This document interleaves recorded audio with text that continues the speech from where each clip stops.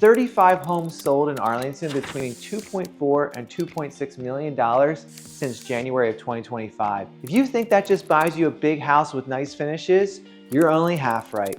I'm Blake Davenport with the Davenport Group at TTR Sotheby's International Realty. We were the #1 team in Arlington by sales volume in 2025. So when it comes to knowing what this market actually delivers at every price point, nobody knows it like we do. I break down Arlington real estate and lifestyle every week. Let's get into the data. First, let's talk about who is actually buying a $2.5 million home in Arlington right now. These are not people stretching their budgets. They're attorneys, physicians, business owners, and senior executives. They already own a $1.2 to $1.8 million home, either in Arlington or DC most likely. They have kids, they most likely have a dog, and they've hit a point where their current home is one size too small for the life they're actually living. Here's the key thing. They don't have to move. They're choosing to. That distinction changes everything about how they search and what they need to see before they pull the trigger. So here's what the data actually shows. Of those 35 sales, the average home had 5 to 6 bedrooms and just over 4,100 square feet above grade. Factor in the finished basement and you are typically sitting around 5,700 square feet. These are not starter homes with nice finishes. These are real homes built for families with space to actually spread out.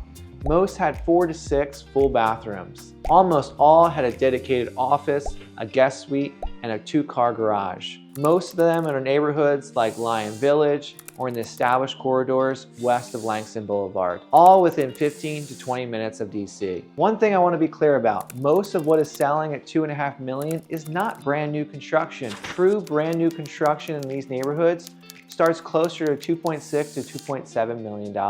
So what you're buying at $2.5 million is typically a couple-year-old build or a high-quality renovation on a larger lot. That's not a downgrade. That's actually a sweet spot for a lot of buyers at this level. Now let's talk about the trade-off. Whether you're coming from a row house in DC or a townhouse or older single-family home in Arlington, the story is usually the same. You bought a home that you loved at $1.2 to $1.8 million.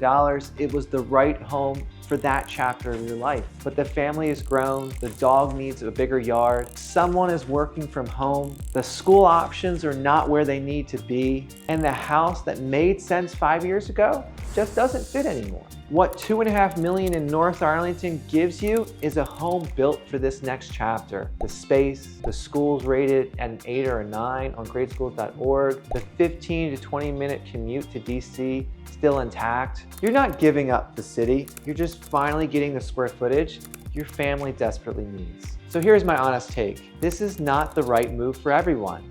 If schools are not a factor yet, if you're not ready to trade the city energy for a neighborhood, if the yard feels like a chore instead of an asset, wait.